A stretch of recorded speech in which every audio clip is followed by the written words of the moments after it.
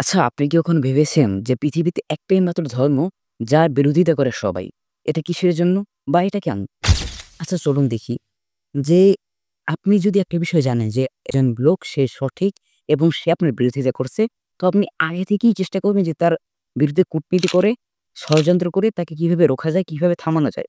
ঠিক সেম পলিসিতে সেম ভাবেই যত কুফফার গোষ্ঠী আছে, যত বিরোধিতা করে ইসলামের, তারা সকলে কি করে? এইটার বিরুদ্ধে চক্রান্ত করে, কূটনীতি করে। এর মাধ্যমেই আমরা আসলে বুঝতে পারি যে এটা সঠিক নাকি ভুল তাদের দৃষ্টিকোণ থেকে। তো তারা কিভাবে করছে আপনি যদি দেখতে পান হলিউড, বলিউড যত সিনেমা আছে বা হলিউড, বলিউড এই বিশেষ করে এই দুটো জায়গায় দাড়িগোলা মানে সন্ত্রাস অথবা মুসলিম কাউকে উপস্থাপন করছে সন্ত্রাস হিসেবে। তাদেরকে ইন্ট্রোডিউস করা হচ্ছে সন্ত্রাস নামে, সন্ত্রাস পরিচয় দিচ্ছে।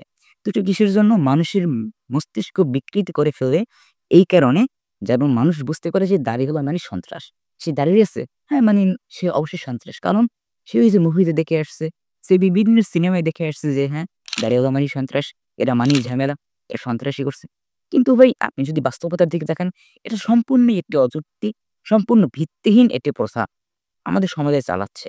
কিন্তু যারা সঠিক চিন্তাশীল তারা কিন্তু জিন্দেগিতেও এটা মানবে না যে তারা সন্ত্রাস। কারণ যে বাস্তব পরিস্থিতি দেখে সে বাস্তবতা দেখে কথা বলতে চান।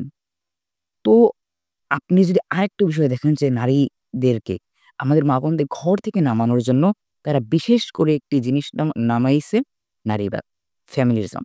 এটার মাধ্যমে কি হয়? আমাদের বাংলাদেশের মধ্যে একটি দেশে মুসলিম কান্ট্রিতে আজকে দেখেন আমাদের নারীরা ঘর থেকে বেরিয়ে যাচ্ছে। তারা রাস্তায় যে নেমে আন্দোলন করছে। কি আন্দোলন? ভিত্তিহীন একটি আন্দোলন করছে। জাস্ট যে কথা সমাজকে গিলাচ্ছে, মানুষকে গিলাচ্ছে এবং মানুষও মনে করছে যে না এটাই সঠিক। সকলে একটু চিন্তাশীল হই এবং বাস্তবতাগুলোকে বুঝতে শিখি এবং অপরকে সতর্ক করি এবং সকলেই সতর্ক হই। আজকে এই পর্যন্ত থাকলো। আসসালামু আলাইকুম, রাহমাতুল্লাহ।